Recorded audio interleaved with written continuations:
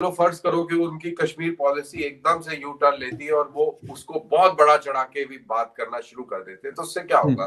As far as India is concern तो उससे कुछ नहीं होगा, क्योंकि हिंदुस्तान की अपनी बहुत मजबूतियां हैं, स्ट्रेंथ है। और आपको ये याद होना चाहिए कि 50 के दशक में, 60 के दशक में, 70 के दशक में अमेरिका का स्टांस प्रो पाकिस्तान रहा। 80 के दशक में, 90 के दशक में भी प्रो पाकिस्तान रहा। तो बेसिकली 70 साल में से 50 साल तो प्रो पाकिस्तान, और जो पाकिस्तान बोलता रहा वही स्टांस रहा ना। तो इस does not make a difference. अगर बाइडेन साहब फर्ज करिए कि वो बिल्कुल कहते हैं कि भाई कश्मीर को एकदम छुड़ाना है हिंदुस्तान के चंगुल से, तब भी कोई फर्क पड़ने वाला नहीं। दोस्तों, पाकिस्तान कश्मीर का राग अलापना कभी नहीं छोड़ सकता। इनके परदादा ने भी वो राग अलापा था और इनके बच्चे भी इसी का नाम लेके अपनी रोजी रोटी चलाने वाले हैं। ट्रंप के जाने के बाद इन्हें जो बाइडेन से उम्मीद थी, लेकिन होने वाला कुछ भी नहीं है। सुबह की वीडियो में मैंने आपको बताया था कि सन की डॉक्टर किस तरह से जो बाइडेन की तारीफों के पुल बांध रहा था, जैसे वो उसकी हर एक नस पर्सनली चेक करके आया हो। लेकिन कर्नल ने बखूबी सवाल का जवाब दिया। साथ ही ये पूछने पर कि वैक्सीन पाकिस्तान को भारत देगा या नहीं देगा, इस पर कर्नल ने जो बात बोली है ना, उससे पाकिस्तान एंकर को अभी भी समझ नहीं आ रहा कि वो किस मुंह से वैक्सीन मांगे। सही, बिल्कुल सही। आपने एक बात की जो बिल्कुल मैं उससे एग्री करता हूं। मैं कल परसों अपने एक शो में भी, टीवी शो में भी मैं बात कर रहा था कि जब आपके जेब में पैसे होते हैं तो फिर आपको सब जगहों पे अहमियत दी जाती है। इसी तरह किसी मुल्क की भी अगर हम बात करते हैं, अगर उसके पास पैसा है, उसके पास ट्रेड है बहुत बड़ी, उसकी इंपोर्ट एक्सपोर्ट है बहुत बड़ी, और उनके पास एक परचेजिंग पावर है बड़ी, तो मेरे ख्याल में बहुत सारी चीजों को इग्नोर किया जाता है। जिसमें अभी 2 दिन पहले एक एग्रीमेंट हुआ है यूरोपीय union, Angela Merkel versus China, Xi Jinping के साथ, और उसमें यही कहा गया है, गार्डियन की स्टोरी है सर, कि अगर इस तरह की चीजें यूरोपीय यूनियन करता है चाइना के साथ, तो इससे बहुत बड़े सवालात उठते हैं इस बात के ऊपर कि ह्यूमन राइट्स वायलेशन इतनी बड़ी बड़ी वो कर रहा है चाइना, और उसके बावजूद भी ये मुल्क जाकर और उनके साथ ट्रेड एग्रीमेंट्स करते हैं। तो उसकी वजह सिर्फ ये है कि चाइना की इकोनॉमी है, वो बहुत बहुत बड़ी मार्केट है, बहुत सारी चीजें वो इन मुल्कों में जाके बेचता भी है और इनसे खरीदता भी है। तो ये बिल्कुल आपकी बात, इसमें सर कोई शक नहीं है। सर आते हैं कोविड-19 वैक्सीन की तरफ। हिंदुस्तान ने हफ्ता पहले मोदी जी ने इफ्तिताह किया और एक दुनिया की शायद सबसे बड़ी कैंपेन शुरू हुई है वैक्सीनेशन की। लेकिन पाकिस्तान अभी तक महरूम है इस चीज से।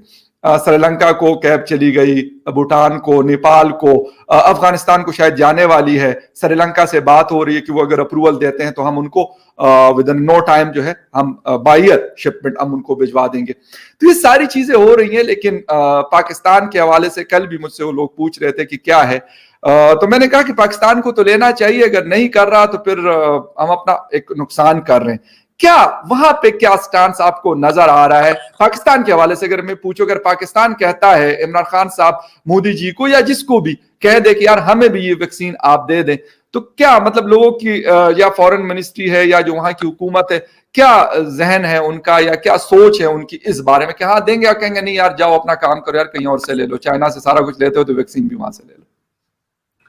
देखिए, इंडिया पाकिस्तान का बड़ा ये सैड चैप्टर है कि इस तरीके की आपस के रिलेशंस हैं कि जो ह्यूमैनिटेरियन पॉइंट ऑफ व्यू से भी जो चीजें देखनी चाहिए वो भी नहीं देख रहे हैं। और अभी तलखी और नफरत इतनी ज्यादा है कि शायद मोदी सरकार इस प्रकार की कोई भी पहल नहीं करेगी।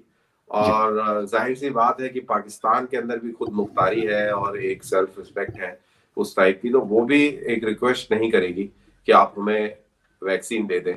तो अनफॉर्चुनेटली ये दोनों मुल्कों के बीच की जो तनातनी है और जो एक दूसरे के प्रति नफरत है, वो एक आम आदमी के सामने खड़ी हो जाती है। अगर ये ना होती तो कितने लोग हैं पाकिस्तान के अंदर भी जिनको मिलनी चाहिए।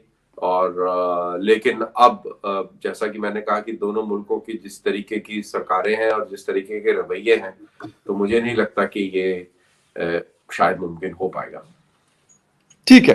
अच्छा सर, ये वाली चीज तो मेरे ख्याल में अब देखते हैं क्या होता है, क्योंकि दोनों की नाकें जो है वो बहुत ऊंची है, हिंदुस्तान की भी और पाकिस्तान कहता है कि नहीं जी आप हैं, आप बड़े हैं, लेकिन हम भी किसी से कम नहीं है। बेशक मरते हैं तो मरे, लेकिन किसी से और से ले लेंगे, लेकिन साथ वाले पड़ोसी से नहीं मांगेंगे, क्योंकि यार उससे हमारी नाक कट जाएगी।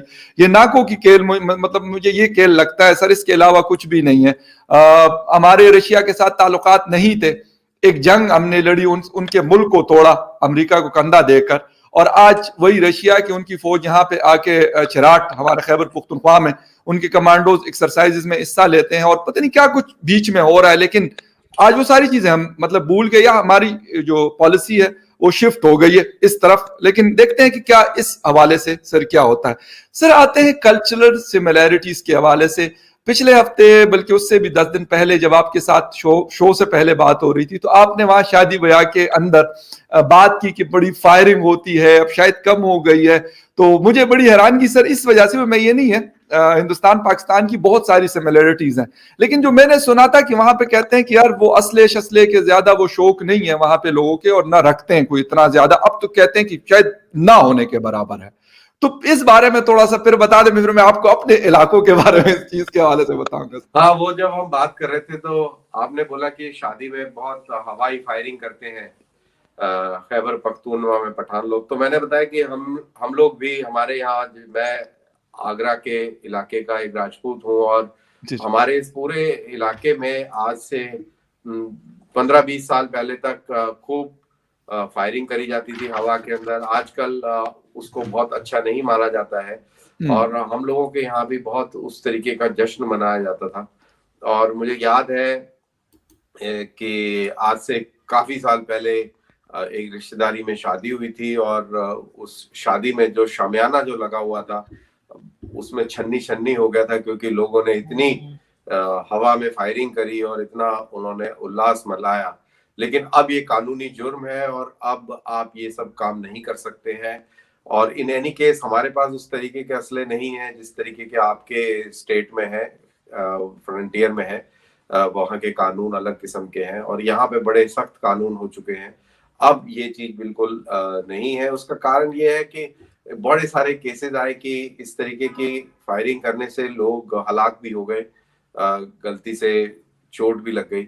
तो ये सब अब कार्रवाई जो है ये बंद कर दी गई है, और इसको कोई अच्छी नजर से अब नहीं देखता। लेकिन ये लेकिन फिर भी ऐसा कहना कि बिल्कुल बंद हो गया है, ये भी गलत है। बीच में थोड़ी बहुत जरूर हो जाती है, लेकिन जिस पैमाने की मैं बात कर रहा हूँ उस पैमाने पर अब नहीं होती है।